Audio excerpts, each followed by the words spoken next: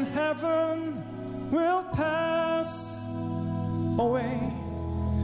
It's not a dream. God will make all things new. That day gone is the curse from which I stumbled and fell.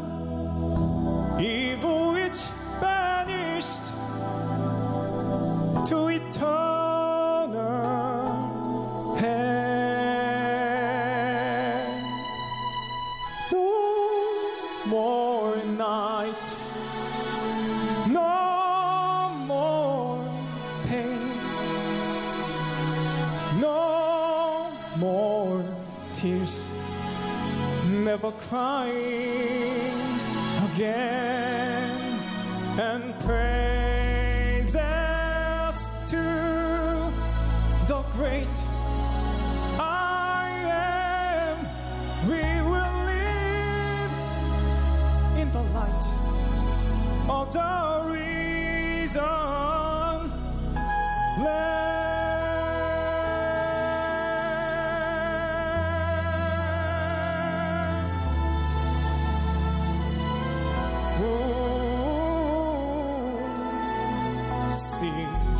All around, now the nations bow down to see. The only sound is a praises to Christ our King. Slowly the names from the book are read. I know the King, so there's no need to dread. No more night, no more pain, no more tears, never crying again. And praises to the great I am. We will live in the light of the risen Lamb. See, over there's a mansion, oh, that's prepared just for me, where I will live with my Savior eternally.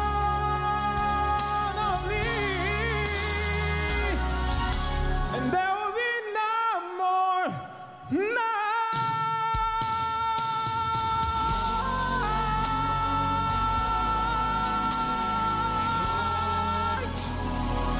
No more pain, no more tears,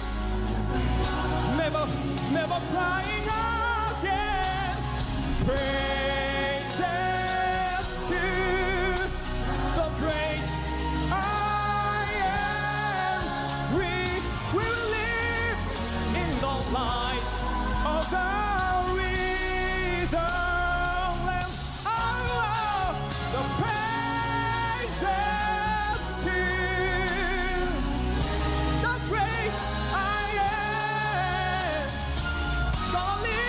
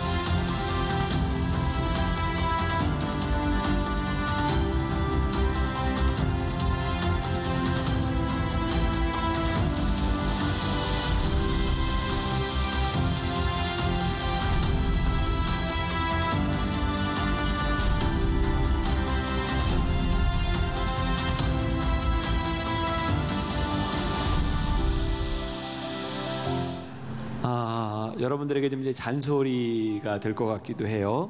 우리 김종윤 목사님이 광고를 했는데 9개 지역 여러분들 이제 여름 성경학교 이제 농촌 봉사 활동에 가게 되는데 88년도에 제가 첫 목회를 나갔어요. 이제 영월에서도 한참 들어가는 시골이었죠. 진짜 말하는 미자립 교회. 할머니 할아버지 한 분씩, 그다음에 애들 둘 있는 교회에 가서 제가 가을에 가서 처음 겨울 성경학교를 하게 됐어요. 그때 우리 만나교회 청년들이 와서 성경학교를 이렇게 해줬어요.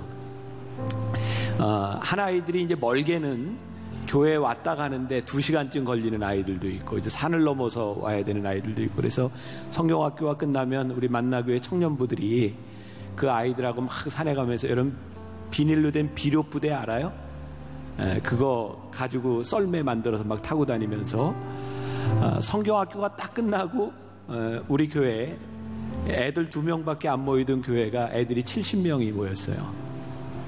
그리고 그 동네가 생긴 이래 한 곳에 제일 많이 모인 아이들의 숫자였고, 우리 만나교회 청년들이 다녀가고 난 다음에 6개월도 채 안 돼서 저희 교회는 어른들이 한 30-40명 모이고 아이들이 한 30-40명 모이는 그런 교회가 됐어요.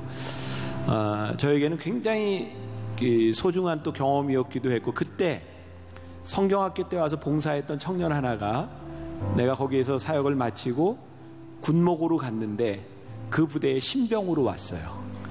그래서 신병에 있는 그 친구를 제가 데려다가 집에 들어가서 밥 먹이고 삼겹살 구워주고, 그리고 와서 또 이제 만나교회에서 또 이제 결혼하고, 여러분들이 하는 일들이 절대로 땅에 떨어지지 않습니다. 그리고 여러분들 때에 여러분들이 이렇게 힘들지만 이렇게 섬기는 것들이 누군가에게 굉장히 소중한 경험이 되고 자산이 될 수 있어요.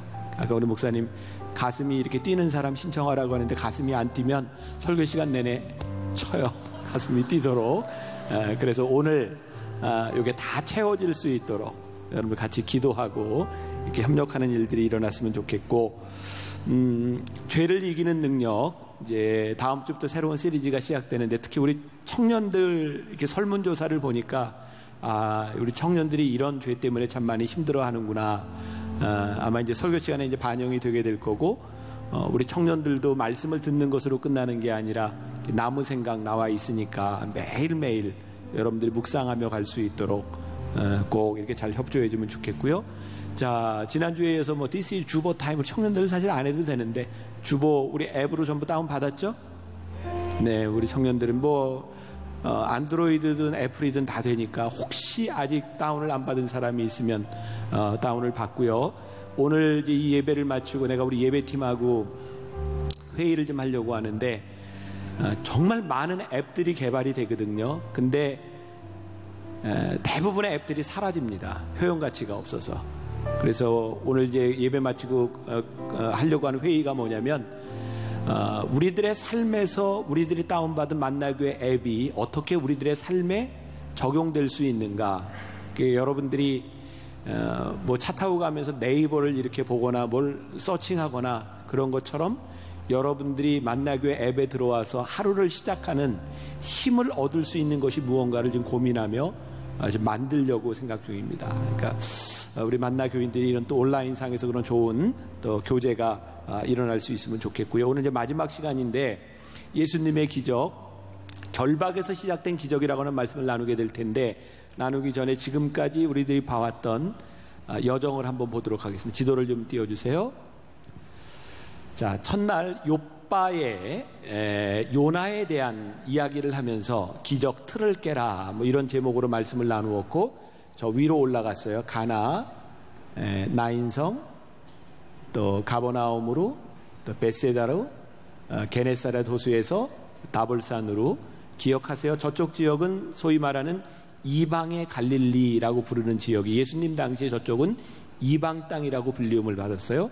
그리고 지난 2주 동안에는 밑으로 내려와서 베데스다 연못과 베다니에서 일어났던 기적, 저 베다니를 기점으로 해서 이렇게 그냥 가로로 선을 그으면 베다니 그 지역에 바로 예루살렘이 있고요. 그 아래 지역을 우리들이 남유다라고 부르는 유대 지역이고, 거기서부터 그 위로는 우리가 흔히 말하는 사마리아라고 부르는 북이스라엘 땅입니다. 예수님 당시에는 저 갈릴리를 중심으로 한 저 지명이 있는 곳을 이방 땅이라고 불렀고요. 오늘 우리가 나누게 되는 말씀은 저 거라사라고 하는 저 지역에서 일어났던 기적이에요.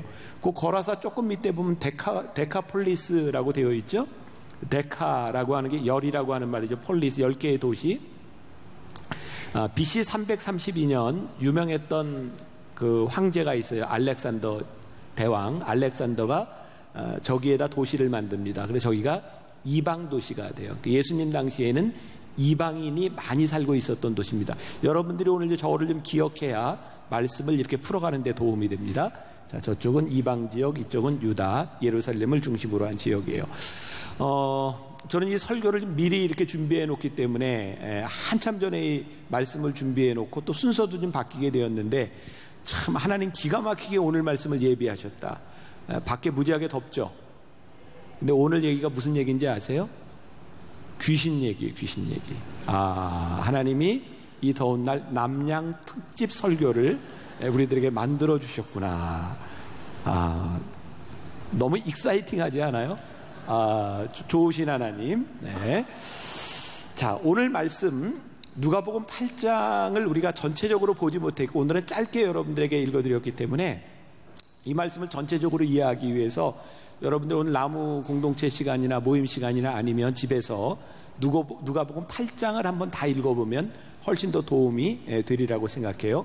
오늘 거라사에 귀신 들린 사람을 고치기 전에 다른 기적의 사건이 누가복음 8장에 있었어요. 누가복음 8장 25절, 여러분들 오늘 읽지 않은 말씀이에요. 그들이 두려워하고 놀랍게 여겨 서로 말하되 그가 누구이기에 바람과 물을 명함에 순종하는가 하더라. 오늘 이 말씀 전에 예수님께서 풍랑이 있는 바다를 잔잔케 하신 일이 있었어요. 예수님께서 이 자연을 이렇게 다스리시는 능력을 보여주시고, 오늘 기적은 또 예수님에 대한 능력을 보여주시는데 영적 권세에 대한 말씀이에요. 자, 오늘 말씀 28절, 자 28절을 한번 봐요. 같이 한번 볼까요? 예수를 보고 부르짖으며, 누가? 귀신 들린 자가, 귀신이 예수를 보고 부르짖으며, 같이 읽어요. 그 앞에 엎드려 큰 소리로 불러 이르되 지극히 높으신 하나님의 아들 예수여, 당신이 나와 무슨 상관이 있나이까? 당신께 구하노니 나를 괴롭게 하지 마옵소서 하니. 자, 귀신이 예수께 큰 소리로 불러서 뭐라고 얘기를 했어요? 지극히 높으신 하나님의 아들 예수여. 귀신이 예수님에 대한 정체를 잘 알고 있었어요. 성경에 보면 귀신들뿐만 아니라 하나님을 알지 못하는 사람들을 통해서 하나님이 존귀함을 받으세요. 자, 구약에도 보면 우리가 잘 아는 다니엘의 이야기 있죠. 다니엘서 6장에 다니엘이 사자굴에 던짐을 받게 되는 장면이 있어요. 그 당시에 바벨론의 왕은 다리오라고 하는 사람이었는데 다니엘을 굉장히 신뢰했어요. 근데 모함에 빠져서 다니엘을 죽이게 된 거죠. 그래서 다니엘이 어떻게 됐나 사자굴에 가서 확인을 해봤더니 천사들이 사자의 입을 봉하여 다니엘이 살아 있었어요. 그때 다리오 왕이 다니엘을 보면서 너를 지켜주신 여호와 하나님을 경배합니다. 또 창세기 39장은 우리가 잘 아는 요셉에 대한 이야기가 나오는데, 요셉은 신앙을 지키기 위해서 굉장히 많은 어려움을 당했고요, 옥에 갇히게 돼요. 그런데 그 간수장이 요셉을 보면서 뭐라고 얘기해요? 너를 보니 하나님께서 너를 형통케 하시는구나. 그래서 하나님을 인정해요. 놀랍고 흥미롭죠? 우리가 믿는 하나님이 때로는 우리의 입술을 통해서가 아니라 귀신을 통해서, 믿지 않는 사람을 통해서 인정되고 있다는 사실이죠. 그런데 오늘 이 귀신은 어떤 모습을 하고 있는가? 자, 오늘 말씀에 여러분들이 기억해야 될 것이 있는데, 제가 오늘 여기에서 어떤 영적인 세계와 귀신에 대한 모든 이야기를 할 수도 없고 제가 알지도 못해요. 단지 오늘 우리는 예수님께서 귀신을 쫓아냈던 이 사건을 바라보며 우리는 귀신들의 일면을 보게 되는 거예요. 그리고 우리들의 신앙에 영적으로 적용해야 될 것이 무엇인가를 보게 되는 거예요. 자, 귀신은 어떤 존재인가? 27절 말씀에 보니까 귀신이 이런 존재인 것이 나오죠. 예수께서 육지에 내리심에 그 도시 사람으로서 귀신 들린 자 하나가 예수를 만나니 그 사람이 어때요? 첫 번째, 오래 옷을 입지 아니하며, 두 번째, 집에 거하지도 아니하고, 세 번째, 무덤 사이에 거하는 자다. 오늘 이 귀신에게는 세 가지 특징이 나오고 있어요. 우리가 이런 얘기를 쉽게 하죠. 저 사람 귀신 들렸어, 귀신 들렸어, 이런 얘기. 이 귀신이 들렸다라고 하는 것을 그 NIV 영어 성경에 보면 demon possed라고 되어 있어요. 뭐예요? 귀신이 이 사람을 이렇게 소유해서 붙잡힌 거예요. 여러분, 귀신이 들리면 귀신에게 사로잡혔기 때문에 사람으로서의 본성이 나타나는 것이 아니라 귀신의 본성이 나타나는 거예요. 그러니까 귀신 들린 자에게서는 정상적인 사람의 모습이 아니라 귀신의 특징이 나타나는 거죠. 그러니까 오늘 우리가 말씀을 들으면서 우리들이 영적으로 좀 이게 적용해 볼 필요가 있는데, 이런 모습들을 가지는 것은 영적인 문제이구나라는 것을 여러분들이 알아야 돼요. 첫 번째, 귀신이 옷을 입지 않았다. 옷을 입지 않았다고 하는 것은 부끄러움과 수치를 모르기 때문이겠죠. 자, 여러분들에게 한번 물어볼게요. 옛날 바바리맨도 있고 요즘 별 사람들 다 있잖아요. 옷을 안 입고 딱 나타났어요. 그러면 누가 부끄러워요? 옷 벗은 사람이 부끄러워요? 그걸 쳐다보는 사람이 부끄러워요? 쳐다보는 사람이 부끄럽죠. 여러분, 우리가 옷을 벗는다고 하는 거, 옷을 입지 않는다는 것이 부끄럽다라고 하는 것은 정상적인 사람의 생각입니다. 근데 귀신 들린 자는 옷을 벗고도 부끄러움을 몰라요. 그러니까 귀신 들린 자들을 만나면 귀신 들린 자는 문제가 없는데 그것을 바라보는 사람이 힘든 거예요. 귀신 들린 자들은 자기가 하고 싶은 대로 해요. 자기중심적이에요. 그러니까 이게 우리가 조금 비약일지 모르지만 우리들이 만일 자기중심적으로 예의에 벗어난 일을 하고 정말 부끄러운 줄 모르고 무슨 행동을 하고 있다고 하면 그것은 뭐예요? 영적으로 귀신 들린 자와 다름이 없다. 쉽게 이야기를 해서 우리 가정을 지켜야 되는 가정에서 남편과 아내가 바람을 펴요. 간음을 해요. 이게 정상적인 일로 일어나는 것이 아니라는 거예요. 하나님께서는 우리들에게 사람들이 지켜야 될 정상적인 관계와 모습들을 우리들에게 주셨는데 그것을 벗어나게 하는 것에는 영적인 문제가 있을 수 있다. 자, 제가 이제 설교 시간에 욕을 하거나 이렇게 좀 비속어를 잘 안 쓰는 사람인 건 알죠? 근데 내가 뭔가 좀 설명하기 위해서 이게 참 말하기가 거시기하긴 한데 여러분들 그런 말 들어봤어요? 지랄하네 이런 말? 지랄. 근데 어떤 사람이 이렇게 강연을 하는 걸 들어보니까 지랄이라고 하는 말의 어원이 여러분 옛날에 우리나라 말로 길이 질 이렇게 썼거든요. 지랄이 뭐냐면 질 아래. 무슨 말이냐면 지랄하네라고 하는 말이 길 아래로 걷는다 이 말이에요. 그러니까 우리들에게 주어진 길을 제대로 걸어가야 되는데 길을 벗어나서 걷는 것이 지랄하는 거예요. 그러니까 여러분들 귀신 들리면 지랄하는 겁니다. 이해가 돼요? 우리들이 가야 될 길을 제대로 걷지 못하는 것, 우리들이 있어야 될 곳에 있지 못하는 것이 영적으로 어떤 모습인가. 또 오늘 귀신의 모습은 보니까 오랫동안 자신의 집에 거하지 않았다. 있어야 할 곳에 있지 않는 거예요. 이게 귀신은요, 영적인 우리들이 잘못된 것은 우리들이 있어야 될 자리들을 자꾸 벗어나도록 만드는 거예요. 우리들의 정체성에 대한 부분이죠. 여러분들이 지금 여기에서 만나교회 청년부 만청이라고 하는 정체성, 여러분들의 집에서 여러분들이 자녀라고 하는 정체성, 가정에서 내가 남편과 아내라고 하는 정체성, 여기에서부터 자꾸 벗어나게 하는 것, 이것이 영적인 문제일 수 있다. 우리들에게는 지켜야 되는 선들이 있는 거예요. 이것은 하나님께서 우리들에게 주신 인간의 본성에 대한 문제이기도 하죠. 자, 여러분 교회에서 일어나는 많은 일들 가운데 목회자들이 목회자의 자리를 지키지 못하는 것 때문에 교회가 시끄러워져요.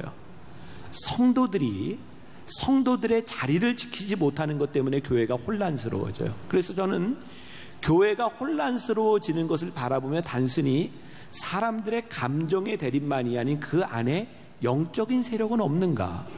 또 우리들이 교회에서 이런 표현들을 참 이런 얘기를 많이 하는, 우리 나라와 민족을 위해서 기도합시다, 우리 가정을 위해서 기도합시다, 이런 말들을 많이 하는데 진짜 우리들이 이게 기도에서 해결될 수 있는 영적인 문제라고 인식하고 있는가. 이 말씀을 준비하면서도 이렇게 쭉 설교문을 쓰면서 그런 생각을 하게 된 거예요. 자, 예를 들어 우리 정치 문제를 한번 봅시다.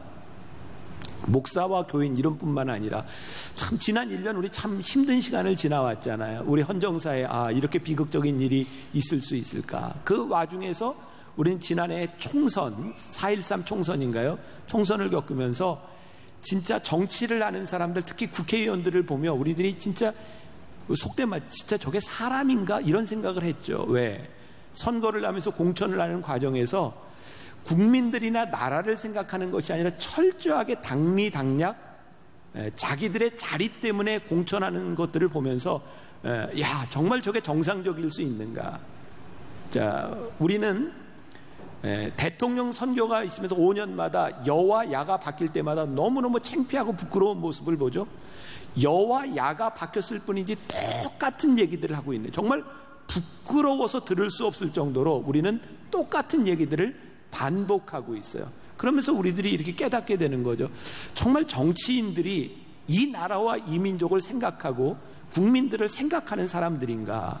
저는 오늘 그런 생각을 하는 게, 진짜 우리가 나라를 위해 기도하고 정치인들을 위해 기도한다고 하는 것은 그냥 하는 이야기가 아니라 이게 정말 영적인 문제구나. 우리들 모두가 자기의 자리를 지키지 않는다면 우리들이 귀신 들린다처럼 우리들이 정말 지랄할 수 있겠다. 길 아래 가는 사람들이 될 수도 있겠다. 또 세 번째 귀신의 특징 중에 하나가 뭐냐면 무덤 사이에 거한다. 그래서 무덤 사이에 거해요. 이것도 이제 NIV 성경에 보면 in the tombs라고 되어 있어요. 무덤들 사이. 메시지 성경에 보면 in the cemetery라고 되어 있어요. 공동묘지. 자, 귀신들은요 무덤 속에 들어가 있는 존재가 아니라 무덤 사이를 거느려요. 무덤은 뭐예요? 어두운 곳이에요. 죽음의 그림자가 있는 곳이에요. 저는 오늘 이렇게 적용할 수 있을 것 같아요. 우리들이 영적으로 혼돈되어 있고 하나님의 영이 없고 악한 영이 우리들 가운데 있다고 하는 것 중에 하나는 우리들의 생각에 대한 어두운 생각들. 물론 우리들이 기능적으로 우울증에 빠질 수도 있겠지만 우리들이 우울한 생각을 하고 죽음과 연관된 생각을 하며 죽고 싶다라는 생각들, 우리들이 하는 생각들이 썩은 냄새가 나는 생각들을 우리들이 하고 있다면 우리는 데몬 포제스트, 귀신에 붙잡힌 자일 수도 있겠다. 그러니까 우리의 모습을 한번 영적으로 보자 이 말이에요. 자, 그러면 여기에서 우리들이 좀 구분해야 될 것들이 있는데, 정신질환과 귀신 들린 것의 차이는 무엇인가? 나는 이 부분의 전문가는 아니지만 준비하다 보니까 전남대 정신과 선생님이 목회와 신학에 이런 글을 썼더라고요. 우리들에게 도움이 될 것 같아요. 귀신 들린 자와 정신질환자의 공통점, 그리고 다른 점은 무엇인가? 공통점은 귀신에 들린 사람도 그렇고 정신적으로 질환을 앓고 있는 사람들은 대개 사람들의 접촉을 피하는 경향이 있어요. 고립되는 경향이 있어요. 또 하나, 자기의 몸을 상하게 합니다. 귀신도 마찬가지고 또 어떤 사람에 대한 상처나 자기에 대한 미움으로 인하여 자기의 몸을 해할 수 있어요. 또 둘 다 동일하게 옷을 벗거나 소리를 지르고 혼자 이야기하고 난폭해질 수 있어요. 또 환각, 환청을 경험할 수 있어요. 이거는 둘 다에게 나타나는 현상이에요. 그러면 다른 차이점은 무엇인가? 귀신 들린 자는요, 초자연적인 힘이 있어요. 그러니까 이게 똑같은 현상이 있지만 이것이 인간으로서 나타나는 것인가 아니면 초자연적인 힘이 나타나는 것인가를 바라보면서, 그러니까 우리가 옛날에 보았던 그 영화들, 뭐 오멘 뭐 이런 영화들 보면 막 확확 돌아가고 뭐 이상한 거 있죠. 막 귀신 들리면 막 그런 거 있죠. 그게 이제 일반 정신하고 다른 거예요. 또 귀신 들린 자와 정신질환자의 중요한 특징 가운데 하나는 뭐냐면, 우리가 정신병적으로 이런 말을 해요. 인격분리, 해리 현상이라 그러죠.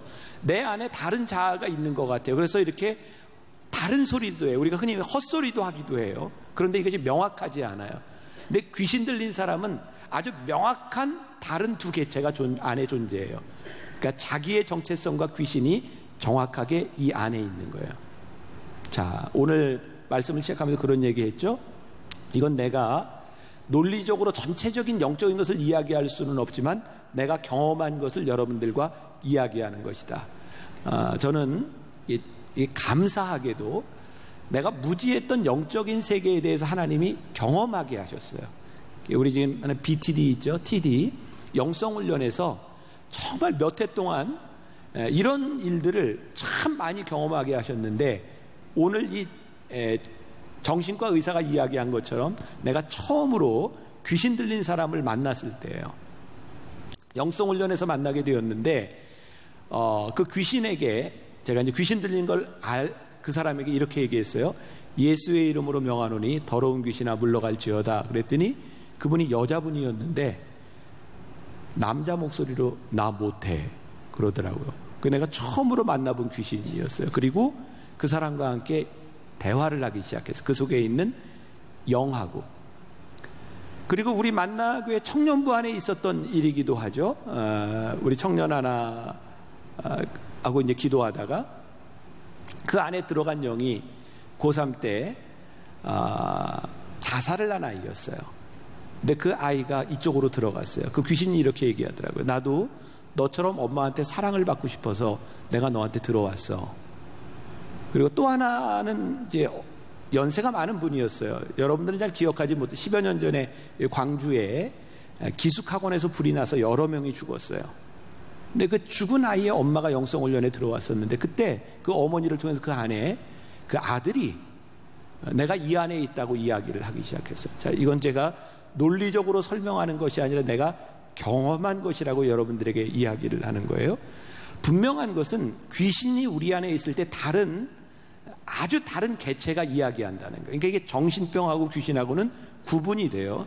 그래서 치료 방법에 있어서도 귀신 들린 자는 말씀과 기도와 금식으로 빨리 나을 수 있어요. 왜? 귀신이 나가면 낫습니다. 근데 정신병은 그렇지 않아요.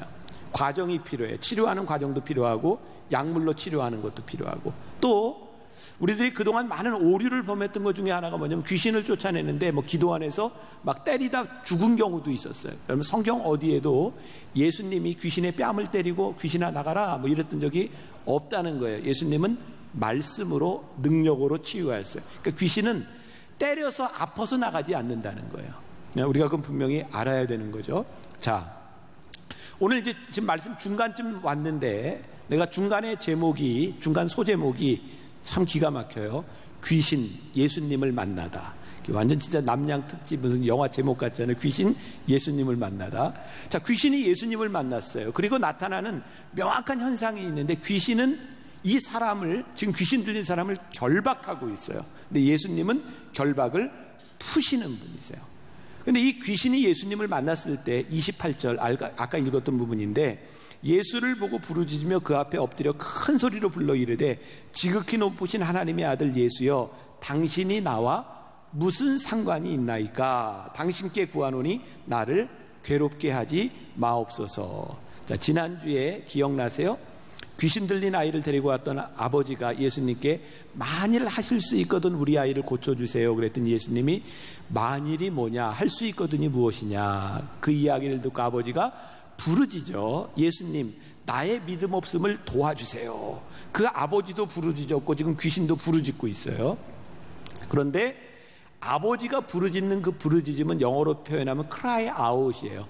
부르짖어, 진짜 부르짖어 소리 높여 예수님께 도와주세요. 근데 여기서 귀신이 부르짖는 것은 영어로 scream, 이게 무슨 말인지 알죠? 비명소리. 예수님을 보고 으악 소리를 지르는 거예요. 그러니까 귀신이 예수님 앞에서 나타나는 반응이죠. 왜? 예수님이 무서운 거예요.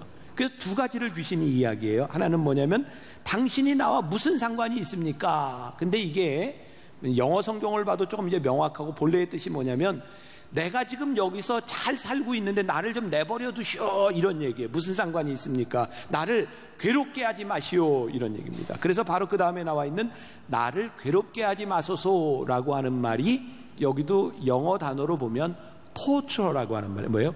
고문.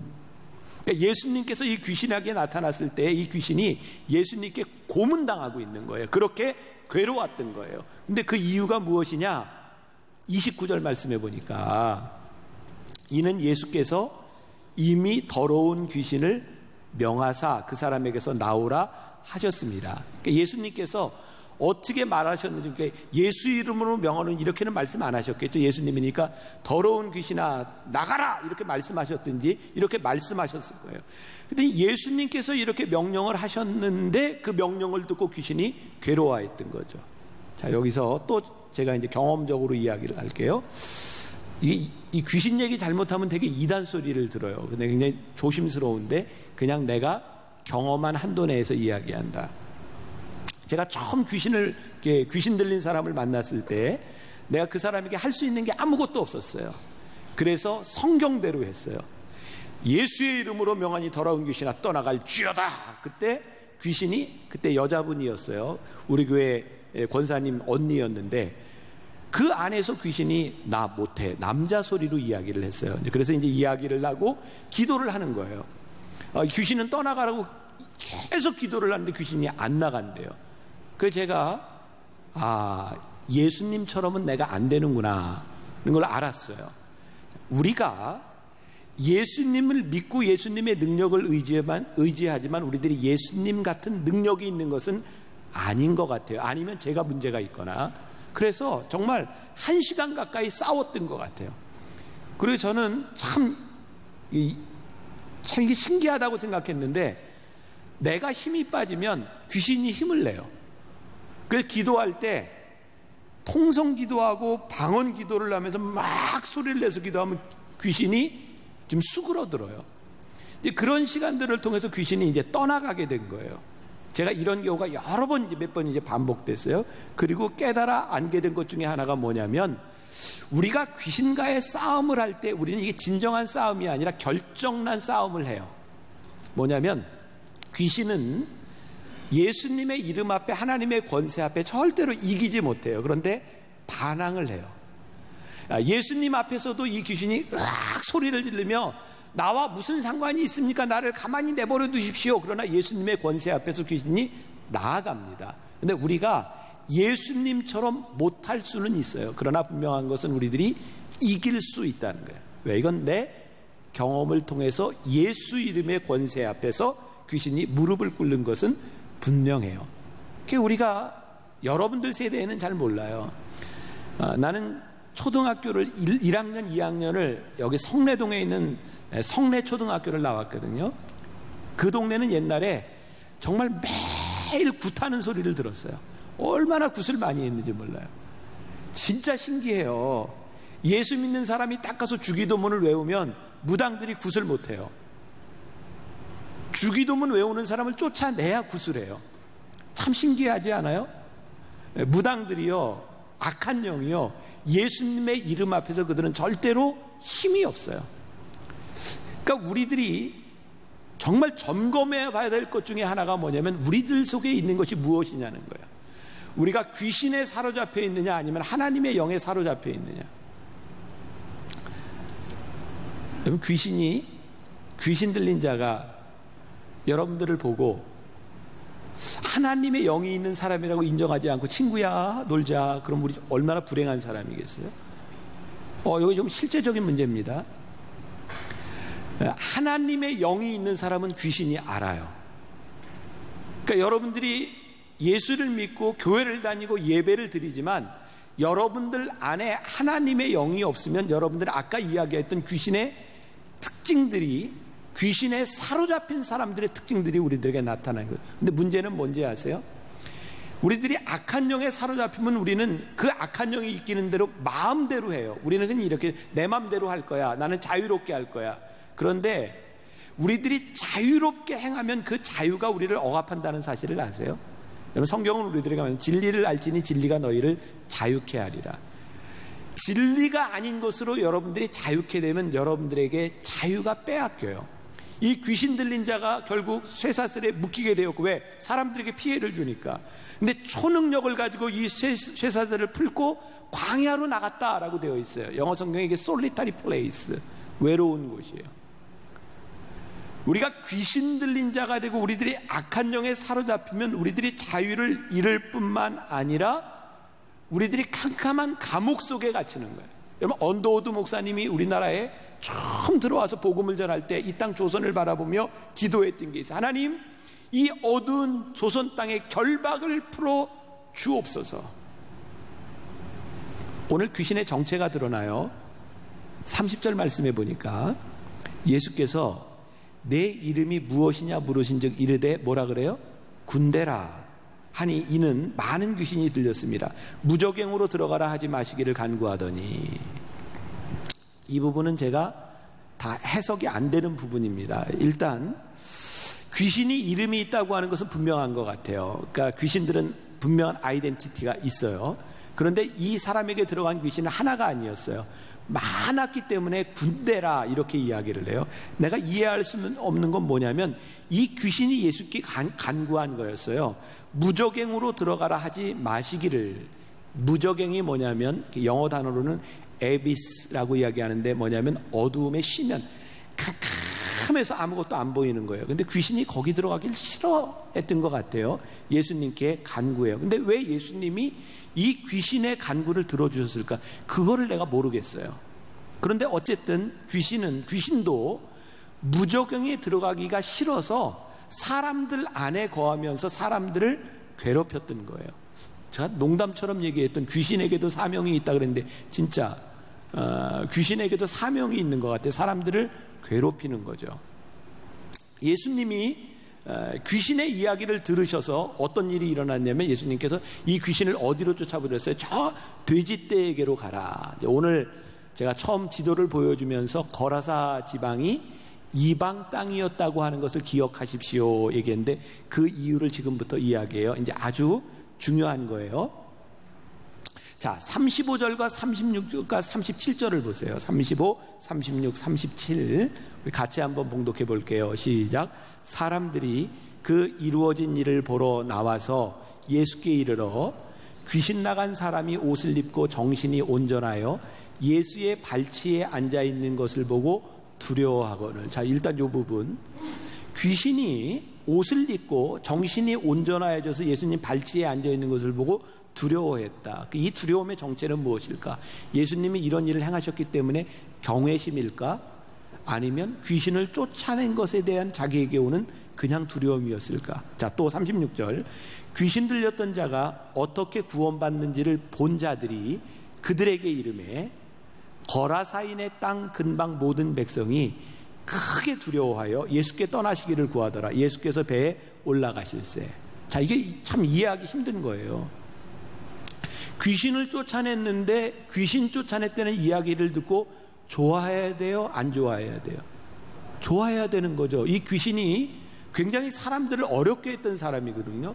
근데 귀신을 쫓아냈다는 이야기를 듣고 사람들이 두려워했다. 이게 단순히 경외심에 대한 문제는 아닌 것 같아요. 왜? 그 사람들이 예수님께 뭘 요청해? 예수님 떠나세요. 왜 이런 일이 일어났을까? 생각을 해볼 필요가 있어요. 저도 생각을 하다가 이게 거라사라고 하는 지역과 연관이 되니까 풀리는 거예요. 거라사가 이방 땅이라 그랬죠. 자, 여러분들 상식적으로 상식을 물어볼게요. 이스라엘 사람들이 율법을 지키는 사람들이 돼지고기를 먹어요, 안 먹어요? 둘 중에 하나예요. 그냥 맞춰보세요. 먹어요, 안 먹어요? 안 먹어요. 돼지고기를 부정한 음식이라고 얘기해요. 율법에서는. 여러분들 돼지고기 먹어요, 안 먹어요? 왜 먹어요? 맛있어요. 맞아요. 맛있어요. 돼지고기 맛있어요. 삼겹살 너무너무 맛있잖아요. 맛있어서 먹는데 이스라엘은 율법에서 돼지고기를 먹지 말라 그래요. 율법에서 정하게 된 큰 이유 가운데 하나는 여러분들이 아는 것처럼 유대 지방은 우리나라보다 더워요. 그래서 이 돼지고기는 빨리 상하기도 해요. 여러분들 돼지고기를 굴 때 늘 하는 말이 있죠. 잘 익혀서 먹어 이러죠. 일부 몰지각한 사람만 안 익기 전에 먹지 정상적인 사람은 다 익혀서 먹죠. 왜요? 식중독에 걸려. 그래서 돼지고기를 잘 익혀 먹으라고 이야기를 해요. 율법에서 돼지고기를 금한 이유는 사실은 종교적인 문제가 아니라 위생적인 문제가 굉장히 컸던 거예요. 그러니까 이스라엘 사람들은 율법으로 돼지고기를 먹지 말라고 이렇게 정해놨는데 거라사 사람들이 돼지를 키운 거예요. 왜? 돼지 2,000마리를 장식으로 애완용으로 키웠을까요? 뭐 하려고 키웠을까요? 먹으려고. 그러니까 여기에 있는 사람들은 율법을 어기고 돈을 버는 사람이었어요. 그리고 돈이 됐던 이유는 뭐냐면 그들도 역시 돼지고기가 맛있었던 거죠. 그러니까 돼지를 키우면 돈이 되는 거예요. 경제적인 문제인 거예요. 근데 예수님께서 이 돼지떼에게 귀신이 들어가게 하셔서 오늘 본문에는 나와 있지 않지만 동일한 평행본문 마가복음 5장에 보면 그때 돼지떼 2,000마리에게 귀신이 들어가서 2,000마리가 다 바다로 떨어져 몰사합니다. 다 죽어요. 그러니까 이 사람들이 예수님을 바라보며 귀신에서 놓인 것에 대한 기쁨과 감사가 아니라 예수님 때문에 우리들이 경제적인 것을 잃을 수도 있겠다. 그래서 두려워하여 예수님을 떠나라 말씀하신 거예요. 어때요? 맞아요? 틀려요? 맞아요. 그럴 것 같아요. 그리고 요번 주에 내가 책을 읽는데 제이 존이라고 하는 사람이 쓴 10계명이라고 하는 책을 보는데 제가 내년도에 10계명을 가지고 다시 설교를 이제 현대인에게 보는 10계명에서 설교를 준비하고 있는데 거기에 이 두려움은 탐욕과 관계가 있다라고 쓰고 있더라고요. 왜냐하면 사람들이 대개 돈을 잃을 것에 대한 두려움들이 있는데 그것은 뭐냐면 자꾸 탐욕스러워지기 때문에 두려움이 점점 커진다는 거예요. 그렇게 생각해 보니까 우리에게 탐욕이 없으면 물질에 대한 두려움도 없겠더라고요. 이 거라사에 있는 사람들이 바로 불의한 방법으로 돈을 버는 것, 그것이 없어질 것 같은 두려움 때문에 예수님을 떠나라고 말씀하는 거예요. 자, 제가 중요한 포인트를 여러분들에게 이야기하고 싶어요. 우리들이 말씀을 들어도, 말씀이 우리들에게 도전이 되어도 우리들에게 세상적인 것과 우리들의 욕망들을 포기하거나 버릴 준비가 되어 있지 않으면 예수님의 말씀은 우리들에게 복음이 아니라 두려움이구나. 그래서 예수님을 떠나라고 하시는구나. 우리가 예수님을 떠날 수밖에 없는 존재이구나. 우리를 자유케 하시는 복음이 우리들 속에 있는 욕망의 벽을 넘지 못하면 그것은 여전히 우리들에게 벽으로, 결박으로밖에 존재할 수 없는 거구나. 여러분, 우리가 자유로워지기 위해서는 대가가 필요한데 예를 들어 볼게요. 술에서 자유로워지려면 우리들이 어떻게 해야 될까요?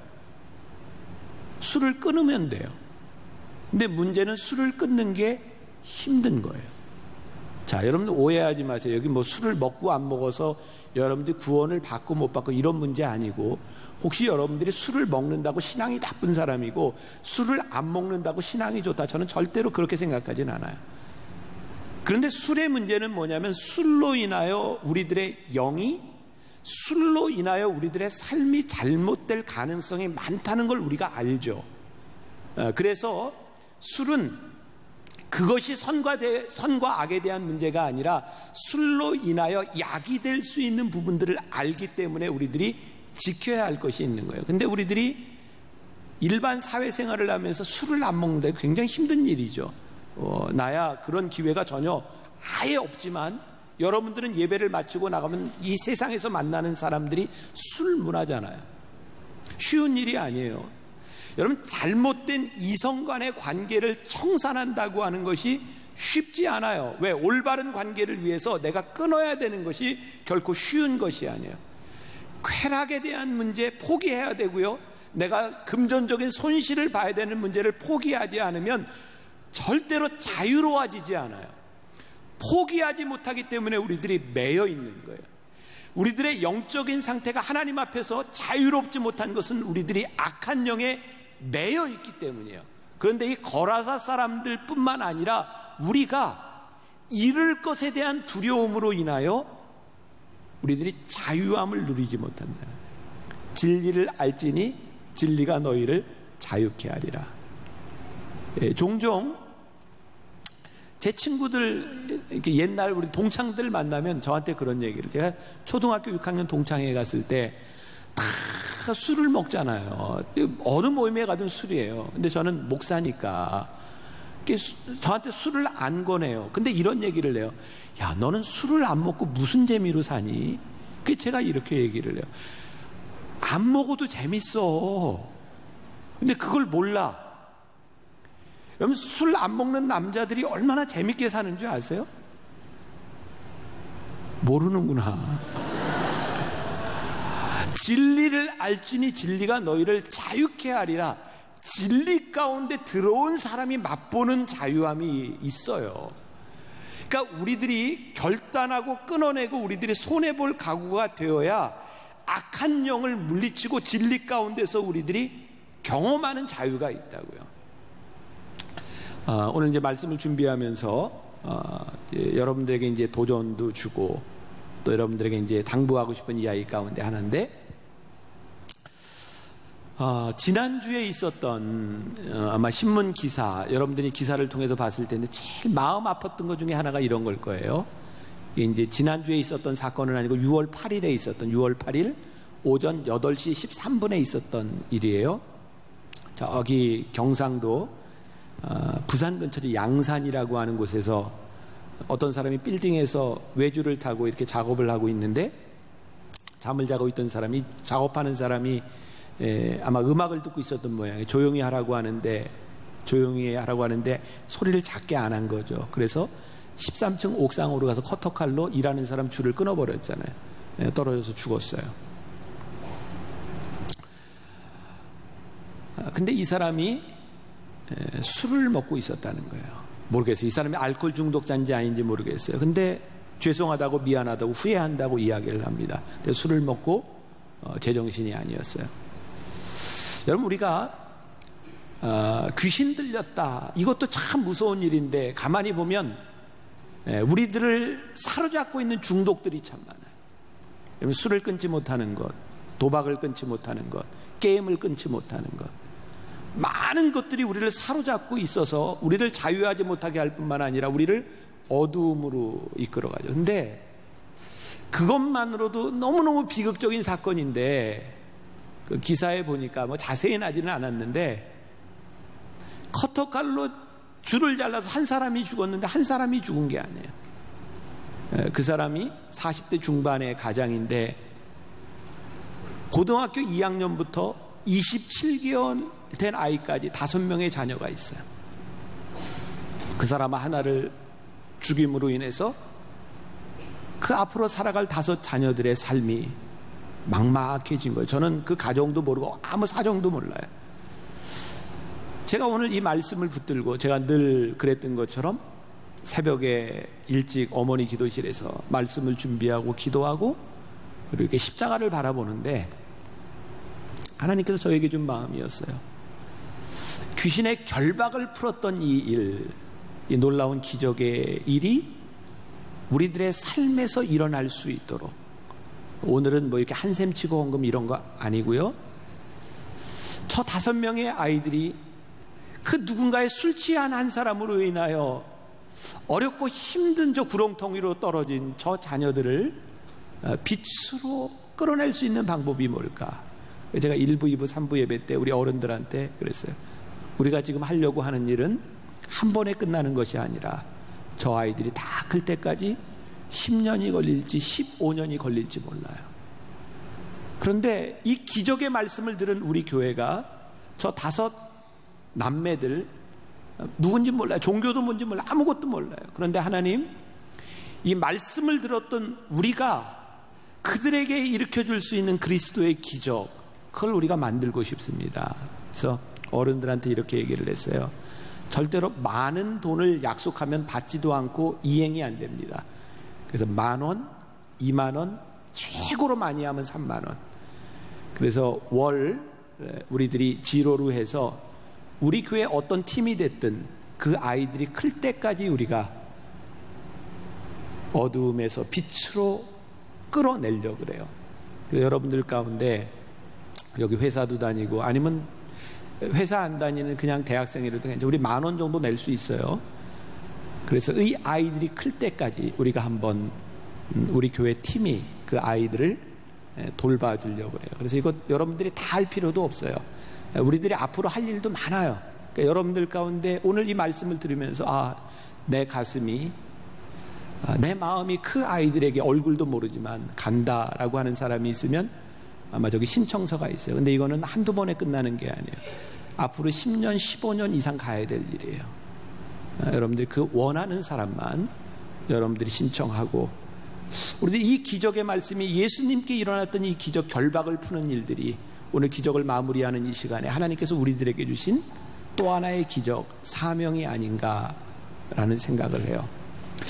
우리들 결박을 푸신 주님 앞에서 우리들이 선포해야 될 것이 있어요. 그것은 자유를 선포하는 거예요. 오늘 우리들이 이제 같이 이제 찬양하려고 하는데 시작됐네. 제가 기적을 마무리하는 시간에 여러분들과 함께 나누고 싶은 찬양이 시작됐네요. 무엇이 시작돼요? 우리들에게 자유가 시작돼요. 오늘 이 찬송을 부르면서, 이 찬양을 부르면서 여러분들의 입술로 고백하고 기도하기를 원하는 것이 여러분들의 입술로. 지금 여러분 젊은이 때를 살아가면서, 젊은 시절을 살아가며 여러분들 가운데는 굉장히 부정적인 생각이 많이 드는 사람이 있을 거예요. 어두움의 생각을 가진 사람도 있을 거예요. 어쩌면 여러분들 중에 죽음을 생각하는 사람이 있을지도 몰라요. 분명한 것은 어두움에 사로잡힌 우리가 예수님 앞에 서게 됐을 때 우리들은 이미 이긴 싸움을 하는 사람들이에요. 근데 쉽지 않아요. 내가 경험한 것처럼 예수의 이름으로 떠나가라 해도 쉽게 떠나가지 않아요. 발악해요. 소리를 질러요. 그런데 이길 수 있어요. 여러분들을 결박하고 있는 그것이 우리는 무엇인지 몰라요. 여러분들에게 다 들릴 거예요.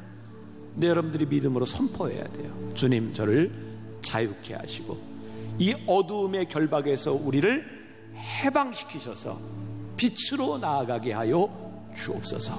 오늘 여러분들 기도할 때 하나님께서 여러분들의 기도를 들으시고 여러분들에게 힘 주시고 용기 주시고 여러분들을 붙잡아 주실 거고, 여러분들 기도할 때 우리가 모르지만 그 줄이 잘려서 죽은 그 아버지 때문에 힘들고 어려울 그 5 자녀들, 하나님 그 아버지의 죽음으로 인하여 5 자녀가 또 빛으로 나오고, 모르겠어요. 하나님을 아는지 모르는지 모르겠지만 또 하나님을 만나고 진리가 자유케 하는 것을 또 경험할 수 있는 일들이 일어나게 하여 주옵소서.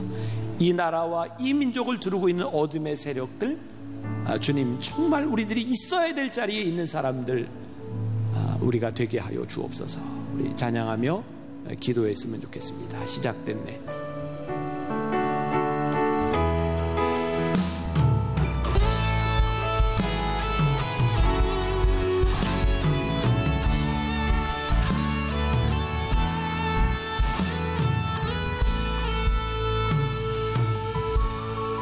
시작됐네. 우리 주님의 능력이 나의 삶을 다스리고 새롭게 하네. 자유 안에, 자유 안에 죄와 사망으로부터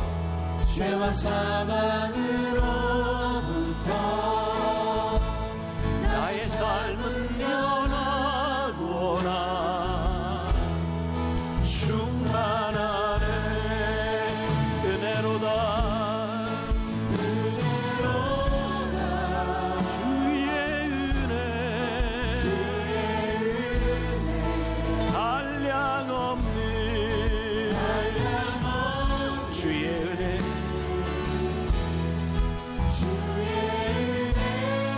은혜로다.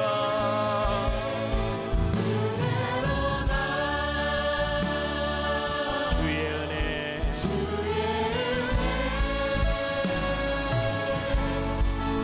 변함없는 신실하신 주의 은혜. 시작됐네. 주님, 우리가 믿음으로 선포하며 기도하기를 원합니다. 주님, 우리의 속에서 새롭게 시작하신 하나님의 놀라운 일, 우리가 믿음으로 간구하며 선포하는 것이 있습니다. 주님, 우리 속에서 역사하시고 하나님, 우리 가운데 어둠의 세력 가운데 있는 사람들, 어둠 가운데 머무는 사람들, 무덤 사이를 지나가는 것처럼 두려움 가운데 살아가고 있는 하나님, 우리를 새롭게 하시겠노라. 우리를 새롭게 하시노라고, 우리를 자유케 하시겠노라. 우리에게 말씀하신 하나님의 말씀을 약속합니다. 주님, 하나님의